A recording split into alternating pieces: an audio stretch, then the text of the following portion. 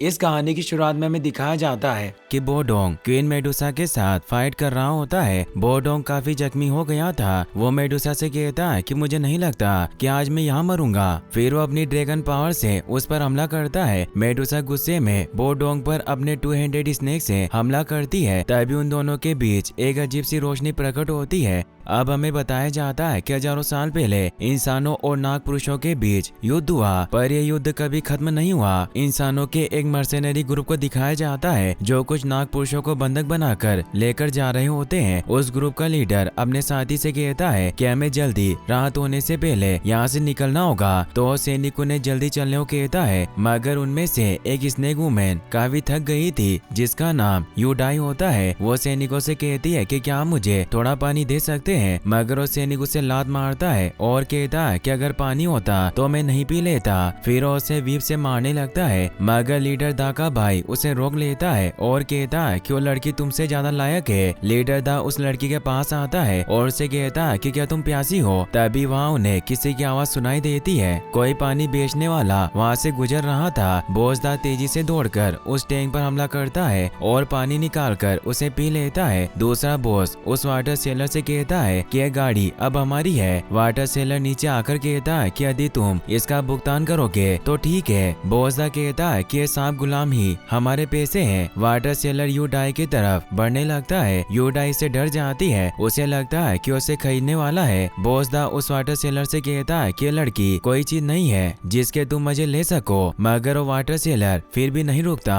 तो बॉस दा उसे रोकने के लिए उसके कंधे पर हाथ रख देता है। तभी उस वाटर सेलर के अंदर से एक एनर्जी निकलती है और बॉस दा नीचे गिरकर मारा जाता है। सभी से बहुत डर जाते हैं। वाटर सेलर कहता है कि मुझे उन लोगों से नफरत है जो मेरी बॉडी को टच करते हैं। दूसरा बॉस अपने भाई की मौत से गुस्सा होकर अपने सभी लोगों से उस वाटर सेलर को खत्म करने को कहता है, लेकिन वो वाटर सेलर अपनी खास टेक्निक से उन सभी को मार देता है। और हमें यहाँ पता चलता है कि वो वाटर सेलर बोडोंग होता है। बोडोंग उस दूसरे बॉस के ऊपर सिर्फ अपनी एक फिंगर से हमला करता है जिससे वो बहुत दूर जाकर गिरता है। बोडोंग कहता है कि प्रत्येक प्राणी की नियति जन्म से पहले ही तय है, इसीलिए तुम शांत रहकर मुझे मेरा काम करने दो, यही तुम्हारा सबसे अच्छा ऑप्शन है। दूसरे बॉस की सभी हड्डियां टूट चुकी थी, इसीलिए वो उठ नहीं पाता और बोडोंग से कहता है कि तुमने मेरे भाई को मारा, मैं तुम्हें खत्म कर दूंगा। बोडोंग यूडाई के पास आकर कहता है कि मुझे एक दोस्त ने तुम्हें घर ले जाने को कहा है और वो उसकी हथकड़ियां तोड़ देता है और उसे लेकर जाने लगता है। बोडोंग जाते हुए दूसरे बॉस से कहता है कि मैं इस स्नेक वुमन को खरीद रहा हूँ और वो उसकी तरफ कुछ पैसे फेंकता है। अब वो बाकी सभी स्नेक मैन को भी खोल देता है। दूसरा बॉस बोडोंग को कहता है कि मैं तुम्हें नहीं छोड़ूंगा, तुम जल्दी अपनी गलती का भुगतान करोगे। तभी वो बंधक स्नेक मैन उस पर हमला करके उसे मार देते हैं। अब बोडोंग यूडाई को अपनी गाड़ी में लेकर वहाँ से निकल जाता है। यूडाई बोडोंग से पूछती है कि तुम्हारे जिस दोस्त ने मुझे बचाने भेजा,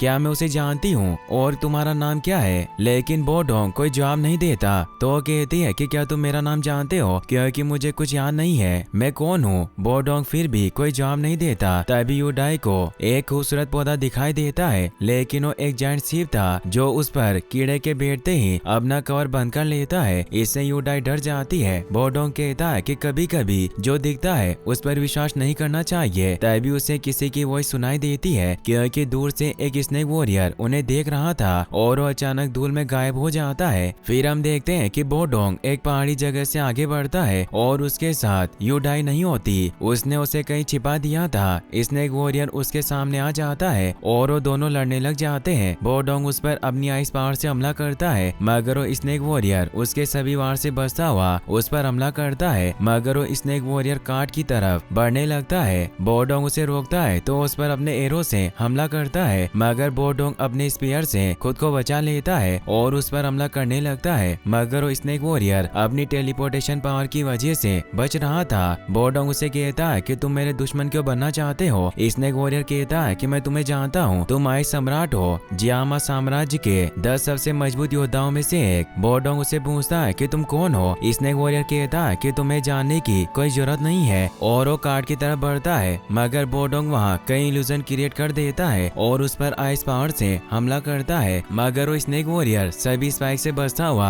अब अपने डू क्यू विंग्स को एक्टिवेट कर लेता है और उसे कहता है कि तुम डू हुआंग हो तो ऐसा मत सोचना कि मैं तुम्हें नहीं मार सकता। बोडोंग उस पर अपनी आइस ड्रैगन पहाड़ से हमला करता है। स्नेक वॉरियर उसके ड्रैगन वार से बचता है। बोडोंग सभी पहाड़ों को तोड़ता हुआ उसे मारने के लिए आगे बढ़ता है, मगर वो स्नेक वॉरियर कार तक पहुंच जाता है और अपनी सोर्ड से उस ड्रैगन को चीरकर खत्म कर देता है। अब वो बोडोंग की गर्दन पकड़ लेता है और उस पर एक स्नेक छोड़ता है, तो बोडोंग उसे कहता है कि क्या तुम उस लड़की को जिंदा नहीं चाहते, और कार्ड पर स्पाइक से हमला करता है, जिससे जब वो उसे बचाने जाता है तो बोडोंग वहाँ से निकल जाता है, मगर वो स्नेक उसे बाइट कर लेता है। वो स्नेक वॉरियर जब उस कार्ड को खोलता है तो उसमें कुछ नहीं होता, क्योंकि बोडोंग को पहले से ही उस स्नेक वॉरियर के बारे में पता था, इसीलिए उसने सीप में यूडाई को छिपा दिया था। यूडाई उसे कहती है कि तुमने मेरे साथ ऐसा क्यों किया। तभी वो देखती है कि वो जख्मी है, जिससे वो डर जाती है। वहीं हम फिर मर्सिनरी गिल्ड के अड्डे को देखते हैं, जहाँ उस ग्रुप के सभी लोग शराब पीकर मजे कर रहे होते हैं। उस ग्रुप में मेंग भी होता है, क्योंकि ये बहुत सालों पहले की बात थी जब मेंग इस ग्रुप का हिस्सा था। बोडोंग भी यूडाई के साथ वहाँ आ जाता है, जिससे सभी लोग शांत हो जाते हैं और एक आदमी बोडोंग को बताता है कि बॉस आपका कब से इंतजार कर रहे हैं। तो यूडाई के साथ अंदर जाने लगता है। सभी लोग यूडाई को घूरने लगते हैं और कहते हैं कि ये काफी सुंदर है। यूडाई को कुछ होने लगता है और उसे वो सभी बातें याद आती है जब लोगों ने उसे मारा था और उस पर जुल्म किए थे।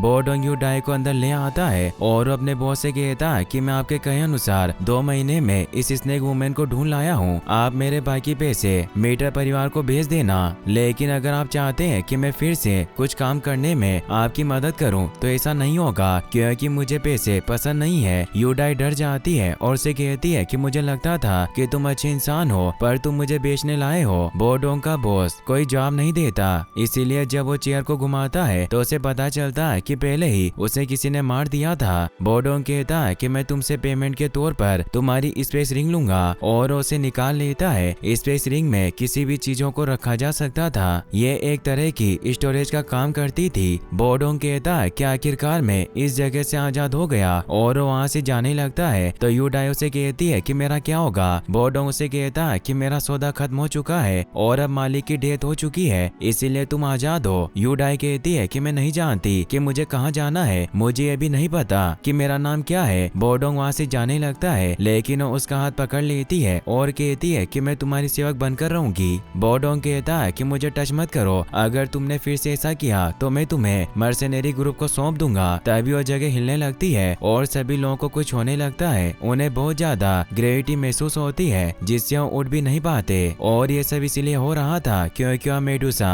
अपने साथियों के साथ आ गई थी, जो काफी गुस्सेल और खूबसूरत थी। उसकी सुंदरता पर सब मोहित हो रहे थे। एक आदमी कहता है कि तुम स्नेक वुमेन ने मानव क्षेत्र में आने का प्रयास किया, मैं तुम्हें नहीं मारूंगा अगर तुम हमारे साथ खेलने के लिए तैयार हो। मेडुसा उसे अपनी पावर से राख में बदल देती है, जिससे सभी बहुत ज्यादा डर जाते हैं। सेनापति, जिसका नाम यांसी होता है, वो मेडुसा को कहता है कि इनका बॉस अंदर है। मेंग उसे देखकर समझ जाता है कि क्वीन मेडुसा है, पर इसने महल क्यों छोड़ा, ये यहाँ क्यों आई होगी। मेडुसा अपने सैनिक से कहती है कि इन सभी लोगों को बाहर निकालो। मेडुसा अब बॉस के रूम में आ जाती है, मगर वहाँ खिड़की खुली हुई थी, जिससे वो समझ जाती है कि यूडाई यहाँ से भाग चुकी है, क्योंकि वो यूडाई के लिए ही यहाँ आई थी। मेडुसा अपना मास्क हटा देती है। यांसी उसे कहता है कि जो व्यक्ति हमारे लोगों के विद्रोहियों को पकड़ता था वो अब मारा गया, और ये 2 साल पहले हमारे एक विद्रोही की तलाश करने को तैयार हुआ था। तभी हम देखते हैं कि बोडोंग यूडाई के साथ नीचे छिपा होता है। बोडोंग यूडाई से कहता है कि मैंने नहीं सोचा था कि क्वीन मेडुसा तुम्हारे लिए महल छोड़ देगी, और उसे हिलने से मना करता है। यूडाई को सैनिक देखकर कुछ विजन आने लगते हैं, जिसमें वो देखती है कि स्नेक मैन ने उसे बंदी बना रखा है। यहाँ से मेडुसा से कहता है कि महारानी वो लोग यहाँ से भाग गए होंगे। मेडुसा अपनी पूंछ को जमीन पर पटक कर उस जगह को चेक करने लगती है। यूडाई से डर जाती है। बोडोंग बाहर जाने लगता है, मगर वो यूडाई को रोता हुआ देखकर ऐसा नहीं करता, क्योंकि मेडुसा उसे अपने साथ ले जा सकती थी। मेडुसा को वहाँ कुछ नहीं मिलता, और वो अपने सैनिक से कहती है कि इस जगह की छानबीन करने के लिए यहाँ कुछ गार्ड छोड़ दो, अगर उन्हें कुछ पता चलेगा तो सीधे हमें रिपोर्ट करेंगे। और वहाँ से निकल जाती है और कहती है कि हम ज्यादा इंसानों के सामने नहीं आ सकते। मेडुसा को वहाँ कुछ अजीब लगता है। फिर हमें मेडुसा के पास का सीन दिखाया जाता है। स्नेकमैन कबीले के एल्डर मेडुसा को बताते हैं कि सरपेंट स्पिरिट की ब्लेंसी सिंह ने हमें एक रास्ता दिखाया है। भगवान ने हमें प्रत्येक पीढ़ी में एक नई क्वीन मेडुसा दी है, जो अपनी शक्ति के साथ हमारे रास्ते का मार्गदर्शन करेगी, ताकि कोई बाहरी जाति रानी हम पर आक्रमण ना कर सके। तो मेडुसा कहती है कि अगर मेरी जगह वो रानी होती तो हमारी बुरी स्थिति कभी नहीं आती। एल्डर कहते हैं कि हम संकट में नहीं है और जाने का फैसला उसने किया था, इसीलिए जो नियति चाहती है उसे पूरा करना चाहिए। तुम एक रिचुअल तैयार करो। फिर हम देखते हैं कि बोडोंग मेडुसा के सैनिकों को मारकर वहाँ से निकल जाता है। यूडाई भी उसके पीछे आने लगती है। वो उसे कहती है कि मुझे भी अपने साथ ले चलो वरना मैं इस रेगिस्तान में मर जाऊंगी। मुझे पता है तुम एक अच्छी इंसान हो, तुमने 2 बार मुझे बचाया है। बोडोंग रुक जाता है और उसे पूछता है कि अच्छा होना क्या होता है। यूडाई बताती है कि अच्छा वो होता है जो दूसरों की मदद करने में सक्षम हो, लोगों को खुशियां दे, दूसरों के लिए परेशानी खड़ी ना करे। बोडोंग कहता है कि मैं हमेशा दूसरे लोगों के लिए समस्या खड़ी करता हूँ। तभी बोडोंग को उस स्नेक वॉरियर के काटे हुए सांप की वजह से दर्द होने लगता है। उसकी बॉडी में जहर बढ़ता जा रहा था।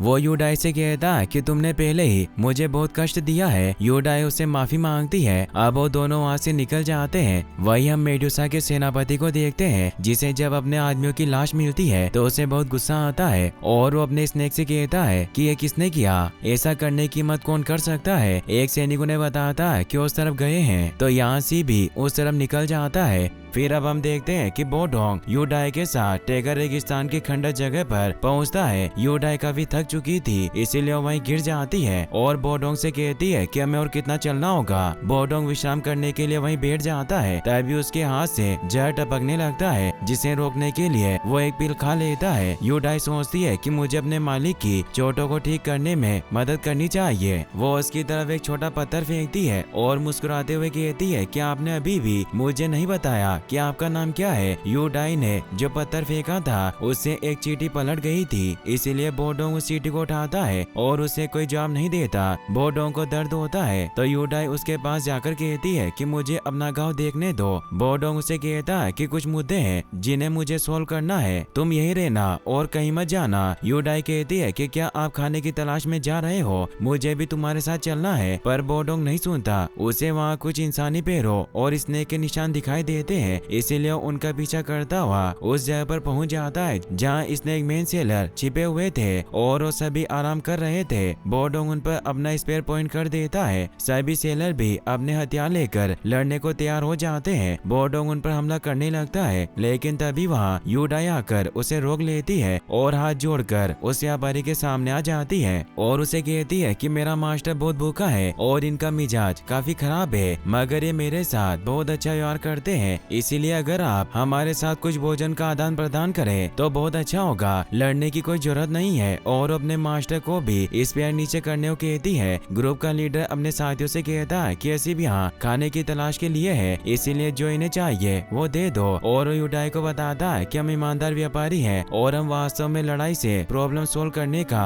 कोई तरीका नहीं समझते। यूडाई अपने मास्टर का इस पैर नीचे कर देती है और ग्रुप के बॉस से कहती है कि हम खाना यूं ही नहीं लेंगे। तो ग्रुप लीडर कहता है कि अगर तुम सच में किसी चीज का आदान प्रदान करना चाहती हो तो मुझे तुम्हारा ये नेकलेस चाहिए। यूडाई थोड़ा परेशान होती है पर वो उन्हें वो नेकलेस निकाल कर दे देती है। यूडाई बोडोंग से कहती है कि अब आपके गाँव भी जल्दी ठीक हो जाएंगे और आपको लड़ने की कोई जरूरत नहीं है। उसकी ये बात वो ग्रुप लीडर भी सुन लेता है जिससे उसे पता चल जाता है कि बोडोंग घायल है। यूडाई बोडोंग से कहती है कि अब हमें खाना मिल जाएगा जिसके लिए हम यहाँ आए थे, लेकिन तभी बोडोंग अपने पावर से उस ग्रुप लीडर और उसके सभी साथियों को खत्म कर देता है और यूडाई से कहता है कि तुम बहुत समझदार हो पर मैं चीजों को करने का सही तरीका समझता हूँ। यूडाई कहती है कि हमें खाना देने के लिए तैयार हो गए थे तो फिर आपने ऐसा क्यों किया, मगर आप ऐसा करेंगे तो चोरों और आप में क्या फर्क रह जाएगा। बोडोंग उस ग्रुप लीडर के हाथ से ब्रेसलेट निकालता है और वापस से यूडाई को देने लगता है। वो उसे नहीं लेती लेकिन उसे जबरदस्ती दे देता है और एक कार्ड के पास जाकर उसका कपड़ा हटाता है। तो यूडाई ये देखकर हैरान रह जाती है कि उन्होंने बहुत सारे स्नेक मैन को कैद कर रखा है। बोडोंग उसे कहता है कि तुम्हें क्या लगा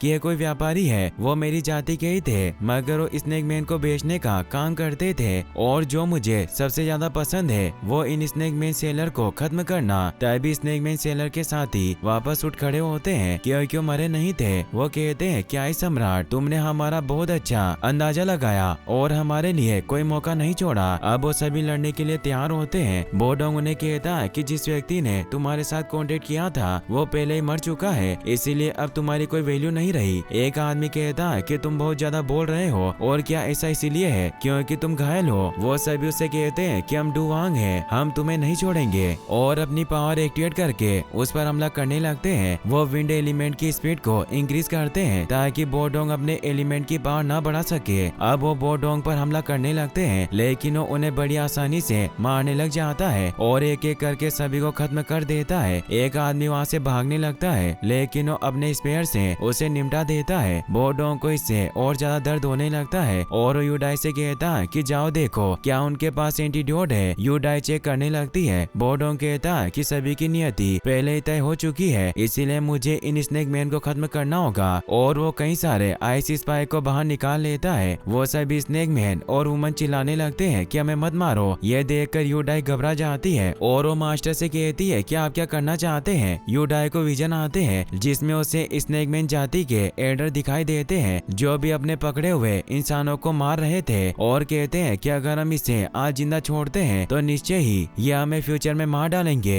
बोडोंग भी इसी वजह से उन्हें मार रहा होता है। यूडाई उसे रोकने लगती है। बोडोंग कहता है कि आज अगर मैंने इन्हें छोड़ दिया तो ये हमें फ्यूचर में धोखा जरूर देंगे, इन्हें मारना ही सब कुछ खत्म करने का सबसे अच्छा तरीका है। यूडाई कहती है कि मैं आपसे विनती करती हूँ इतने क्रूर ना बने, मगर बोडोंग उनकी नहीं सुनता और उन्हें मारने लगता है। यह देखकर यूडाई बोडोंग पर हमला करके उसे नीचे गिरा देती है और वो बेहोश हो जाता है। फिर हमें मेडुसा का सीन दिखाया जाता है जो अपने महल में उदास बैठी हुई होती है। तभी एक दासी उसके पास आती है। वो बताती है कि एल्डर ने मुझे यहाँ इसलिए भेजा है ताकि मैं आपको इन्फॉर्म कर सकूं जल्दी रिचुअल स्टार्ट होने वाला है। मेडुसा कहती है कि हमेशा इस तरह क्यों समाप्त होता है। वहीं हम बोडोंग को देखते हैं जिसकी जब आँख खुलती है तो वो देखता है कि वो डेजर्ट के बीच में है और यूडाई बोन फायर की मदद से खाना पका रही है। यूडाई उसे कहती है कि आज हम जश्न मनाएंगे कि आपने किसी भी निर्दोष को नहीं मारा। बोडोंग जल्दी से सारी आग को अपने पैरों से बुझा देता है। फिर वो वहाँ से निकल जाते हैं। बोडोंग यूडाई को बताता है कि तुम सचमुच कुछ नहीं जानती, कुछ लोग हमारे पीछे हो तो हमें कभी भी आग नहीं लगानी चाहिए। यूडाई कहती है कि मैं बस चाहती थी कि तुम कुछ खाओ, फिर मैं देखूंगी कि तुम्हारे जहर को निकालने में कैसे मदद की जा सकती है। तभी बोडोंग कमजोरी की वजह से बेहोश होने लगता है। यूडाई उसे संभालती है और सोचती है कि इस जहर का असर बहुत तेज है और वो एंटीडोट केवल नॉर्मल जहर के लिए था, इसीलिए जहर के प्रभाव को थोड़ा ही कम कर रहा है। इस जहर को पूरी तरीके से खत्म करने का कोई उपाय नहीं है। वहीं हम मेडुसा के सेनापति यांसी को देखते हैं जो अपने साथियों के साथ उस जगह पर पहुंच जाता है जहां यूडाई ने आग जलाई थी, जिससे उन्हें पता चल जाता है कि वो सही रास्ते से आगे बढ़ रहे हैं। यांसी अपने सैनिकों से कहता है कि रानी को इस बारे में सूचना दो कि हम गद्दार के पीछे बढ़ रहे हैं। वहीं यूडाई बोडोंग को लेकर एक जायंट शिप के अंदर ले आती है। वहीं हम स्नेक वॉरियर को देखते हैं जो चट्टानों पर उन दोनों के आने का इंतजार कर रहा था, मगर वो बोडोंग और यूडाई को नहीं देख पाता। यूडाई बोडोंग के कपड़े हटाकर घाव देखती है, उसकी बॉडी पर काफी जख्म थे जिससे वो डर जाती है। अब बोडोंग की बॉडी में जहर काफी फैल चुका था। यूडाई कहती है कि घाव काफी गंभीर हो चुका है, मुझे सोचना होगा कि इसे कैसे बाहर निकाला जा सकता है। बोडोंग उसे कहता है कि यहाँ चट्टान के नीचे एक क्रैक है जिसमें मेरे औजार रखे हुए हैं। यूडाई जब उस दरार को खोलती है तो उसमें बहुत सारे वेपन थे। वो एक छोटे खंजर को उठा लेती है और उस खंजर की मदद से घाव को काटकर जहर निकालती है। यूडाई सारी सड़ी हुई जगह से खराब खून को भी बाहर निकाल देती है। वो बोडोंग को बताती है कि जहर अभी भी आपके घाव की गहराई में मौजूद है, अगर इसे नहीं निकाला गया तो ये घातक हो जाएगा। यूडाई अपने मुंह से चूसकर खून निकालने लगती है जिससे बोडोंग को भी थोड़ी राहत मिलती है। फिर यूडाई वहाँ मौजूद चीजों में से पट्टी निकाल कर लाती है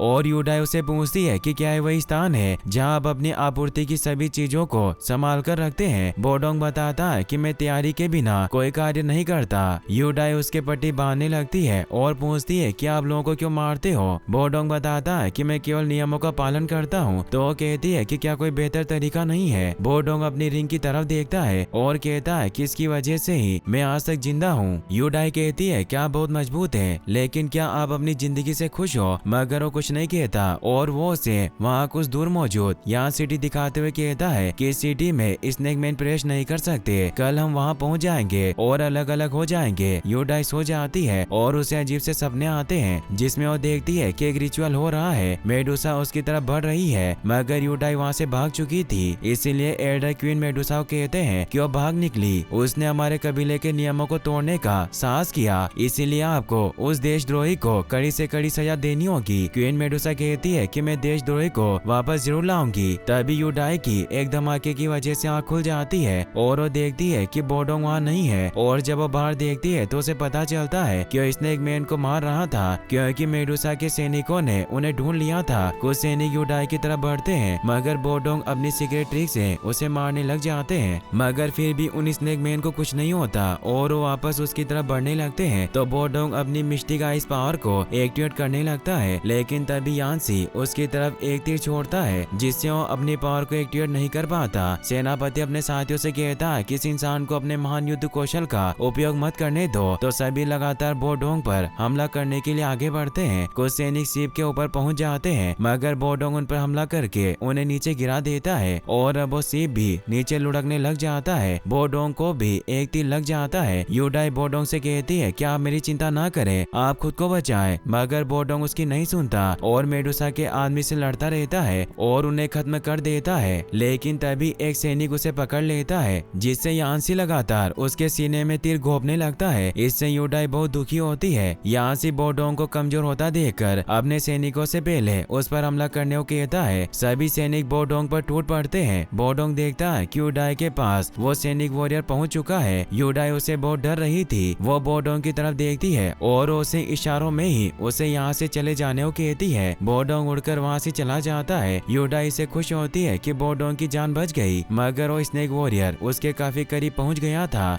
वो उससे कहती है कि तुम मुझे क्यों मारना चाहते हो, मैंने तुम्हारा क्या बिगाड़ा है। अब यान्सी और बाकी सैनिक भी शिप की तरफ बढ़ते हैं। तभी वहाँ की जमीन हिलने लगती है, क्योंकि बोडोंग वापस आ गया था और वो सैनिकों पर हमला कर देता है। शिप एक खाई में गिरने लगता है। अब बोडोंग भी यूडाई के आगे पहुंच चुका था। स्नेक वॉरियर उसे कहता है कि तुम्हारा इससे कोई लेना देना नहीं है। बोडोंग बहुत ही ज्यादा एटीट्यूड में अपना एक तीर निकालता हुआ कहता है कि मैं एक ऐसा व्यक्ति हूँ जो अपने नियमों का पालन करता है। फिर अब हमें बताया जाता है कि सांपों की स्नेकमैन जाति प्राचीन परंपराओं का बहुत सम्मान करती है। पीढ़ी दर पीढ़ी इस कबीले में एक नई रानी बनती है, जिन सभी का नाम क्वीन मेडुसा होता है, जिसका टैलेंट और एबिलिटीज घुसपैठियों को खत्म करने और स्नेकमैन को लीड करने के लिए बहुत जरूरी था, ताकि उनकी जाति ऐसे ही बनी रह सके। मेडुसा का नाम पूरे कॉन्टिनेंट में फैला हुआ था। मेडुसा की प्रत्येक जाति शून्य अंडे से जन्म लेती थी और उनकी महान शक्ति भी उन्हें इस अंडे से ही मिलती थी। फिर अब हम देखते हैं कि बोडोंग स्नेक वॉरियर के सामने होता है। स्नेक वॉरियर उसे कहता है कि तुम्हारा इस मामले में कोई लेना देना नहीं है। बोडोंग कहता है कि मैं अपने नियमों के हिसाब से चलता हूँ। स्नेक वॉरियर गुस्से में कहता है कि मुझे तुम्हें उस दिन ही मार देना चाहिए था और उस पर हमला करता है, मगर वो वहाँ एक बार बना लेता है। फिर हम एक लड़की को देखते हैं, पर हमें उसका फेस नहीं दिखाया जाता और उसके हाथ में वही रिंग होती है जो बोडोंग के पास थी। बोडोंग की आँख खुल जाती है और वो एक अलग ही जगह पर होते हैं, क्योंकि बोडोंग यूडाई को बचाकर यहाँ ले आया था। बोडोंग यूडाई के पास जाता है। यूडाई उसे कहती है कि मैं कौन हूँ, सब मुझे क्यों पकड़ना चाहते हैं, मैं जीना चाहती हूँ, पर ये इतना मुश्किल क्यों है। बोडोंग कहता है कि जीना हमेशा मुश्किल होता है। यूडाई वहाँ उगे हुए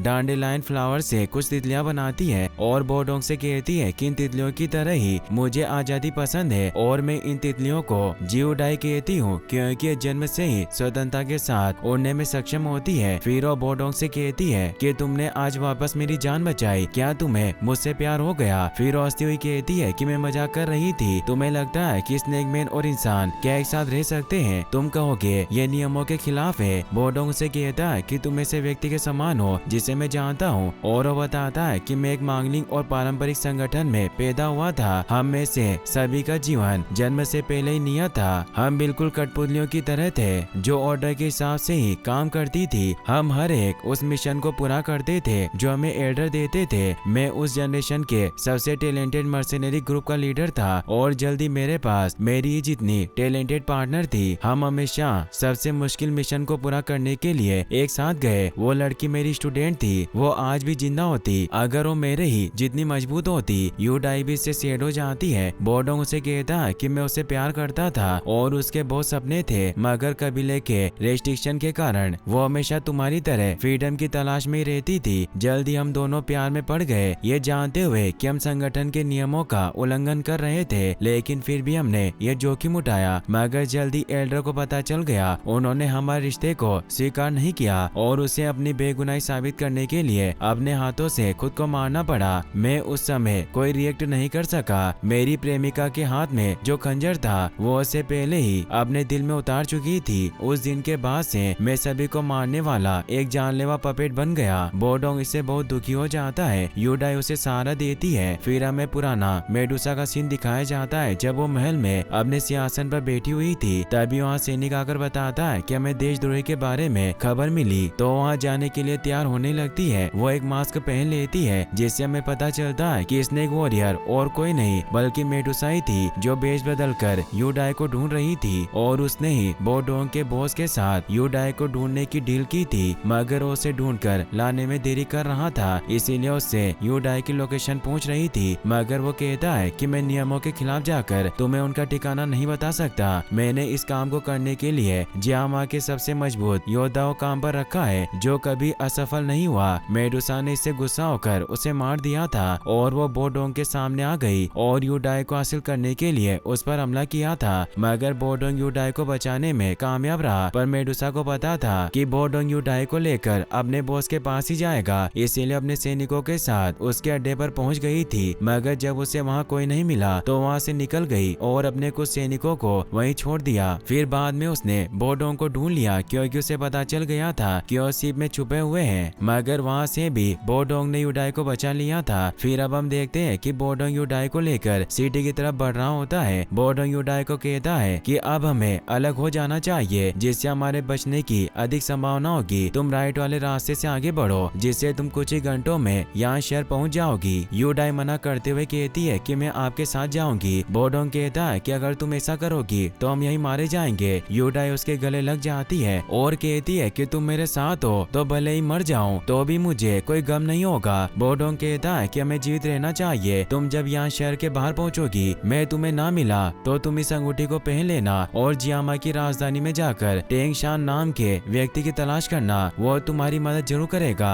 यूडाई भी उसे अपना नेकलेस देती है और कहती है कि मेरे लिए बहुत इंपॉर्टेंट है। जब हम अगली बार एक दूसरे को मिलेंगे तो तुम मुझे ये वापस कर देना। ये कहकर तेजी से आगे बढ़ जाती है। बोडोंग अपने आप को कहता है कि तुम्हें यहाँ से बाहर निकालना ही मेरा आखिरी मिशन है जिसका मैं प्रस्ताव करता हूँ। वहीं हम मेडुसा को देखते हैं जो अपने साथी एल्डर के साथ यहाँ शहर की बाहरी सीमा पर मौजूद होती है। यहाँ से उन्हें बताता है कि हमने यहाँ शहर की ओर जाने वाले सभी रास्तों को बंद करवा दिया है। तभी मेडुसा देखती है कि वहाँ बर्फ गिरने लग गई है क्योंकि बोडोंग वहाँ पर आ गया था। मेडुसा अपने डूक्यूविंग्स को एक्टिवेट करके ऊपर आसमान में जाती है और बोडोंग से पूछती है कि वो लड़की कहाँ है। बोडोंग कहता है कि उसके बारे में किसी को कुछ नहीं पता। मेडुसा कहती है कि मुझे बता दो वरना किसी को पता नहीं चलेगा कि तुम कब मर गए। बोडोंग कहता है कि आज मैं देखना चाहता हूँ कि मेडुसा के नाम पर तुम में कितनी पावर है और उससे फाइट करने लग जाता है। यूडाई यहाँ शहर की तरफ आगे बढ़ रही होती है और वो आसमान में उन दोनों की लड़ाई देख लेती है जिससे उसे गुस्सा आता है कि बोडोंग ने उसे धोखा दिया और उसे बचाने के लिए खुद की बलि दे रहा है। तभी उस पर भी तीरों से हमला होता है और मेडुसा का एक सैनिक उसे मारने लगता है तो दूसरा सैनिक उसे रोकता हुआ कहता है कि रानी का आदेश है कि हमें उसे जिंदा पकड़ना है। तभी यूडाई को वापस से विजन आने लगते हैं जिसमें वो देखती है कि एक सेरेमनी की जा रही है जिसमें उसे सैनिकों ने पकड़ा हुआ है और मेडुसा उसे मारने के लिए आगे बढ़ रही थी। वहीं बोडोंग और मेडुसा के बीच में काफी एपिक फाइट चल रही थी। मेडुसा बोडोंग पर भारी पड़ रही थी और उस पर एक जोरदार हमला करके उसे नीचे एक चट्टान पर गिरा देती है जिससे बोडोंग घायल हो जाता है और उसकी एक आंख भी डैमेज हो जाती है। बोडोंग भी समझ जाता है कि मेडुसा ही स्नेक वॉरियर थी। वो उसे कहता है कि मुझे इस बात का अनुमान लगाना चाहिए था कि स्नेकमैन जाति में 2 डुहुआंग का होना संभव नहीं है। मेडुसा उसे कहती है कि स्नेकमैन जाति में 2 डुहुआंग हो सकते हैं लेकिन आज तुम अपने भाग्य के लिए मरोगे। वहीं वो सैनिक यूडाई को पकड़कर ले जा रहे थे। मेडुसा को देखकर वापस उसे विजन आने लगते हैं जिससे उसे पता चलता है कि वो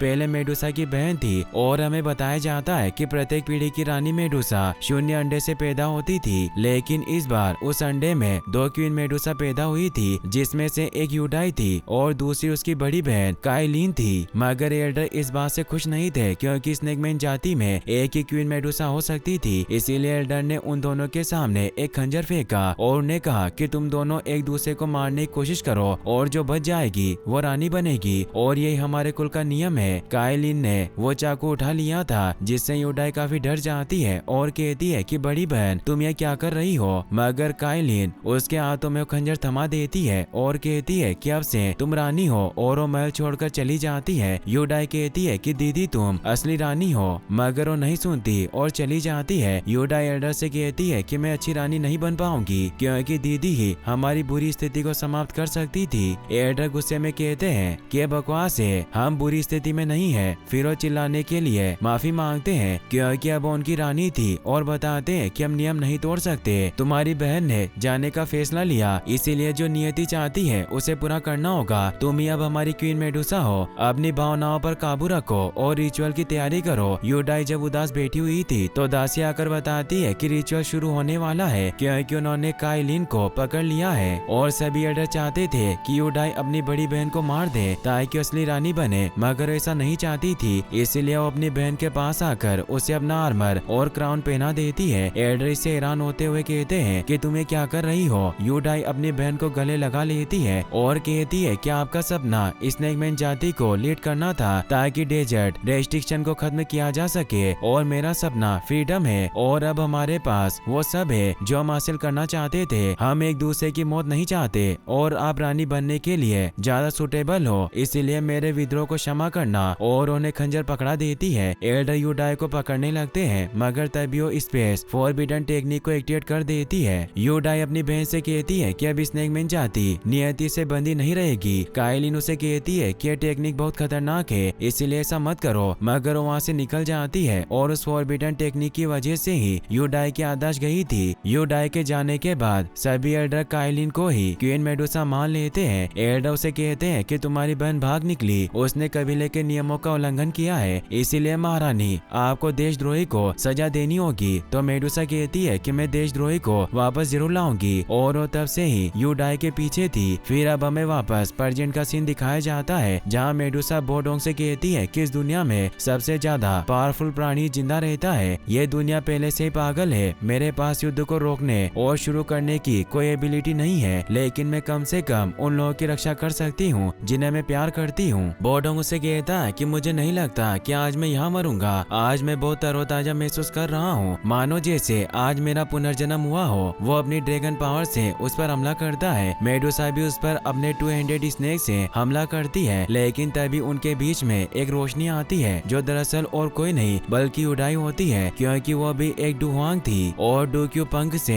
उन दोनों की लड़ाई को रोकने के लिए बीच में आ जाती है। बोडोंग अपने ड्रैगन अटैक को उसके सामने से हटा देता है मगर मेडुसा अपने हमले को वापस नहीं ले पाती, तो बोडोंग उसे बचाने के लिए सामने चला जाता है और उसे अपनी बाहों में पकड़कर मेडुसा के हमले को अपने ऊपर ले लेता है, जिससे अब उस पर मेडुसा की सील लगने की वजह से वो बूढ़ा और कमजोर हो जाता है। वो देखता है कि यूडाई को तीर लग चुका है जिससे उसे बहुत गुस्सा आता है क्योंकि यान्सी ने यूडाई को तीर मारा था। बोडोंग रोने लगता है। यूडाई उसे कहती है कि तुम मत रो, जब तुम रोते हो तो सुंदर नहीं लगते। मुझे अभी भी नहीं पता कि आपका नाम क्या है, तो बताता है कि मेरा नाम बोडोंग है और उससे भी नाम पूछता है तो बताती है कि मेरा नाम जियूडाई है और अब मुझे सब कुछ याद आ गया है। मेडुसा भी वहाँ जाती है और उसे कहती है कि मैं आपसे माफी चाहती हूँ कि मैंने तुम्हें फिर से चिंतित किया। मेडुसा भी रोने लगती है। यूडाई उसे कहती है कि मुझे विश्वास है कि इस बार आप मुझ पर गर्व महसूस करोगी और आप दोनों वो लोग हैं जिन्हें मैं इस जीवन में सबसे ज्यादा प्यार करती हूँ और मैं वास्तव में यही चाहती थी कि सभी इंसान और स्नेकमैन साथ में अच्छे से रह सके।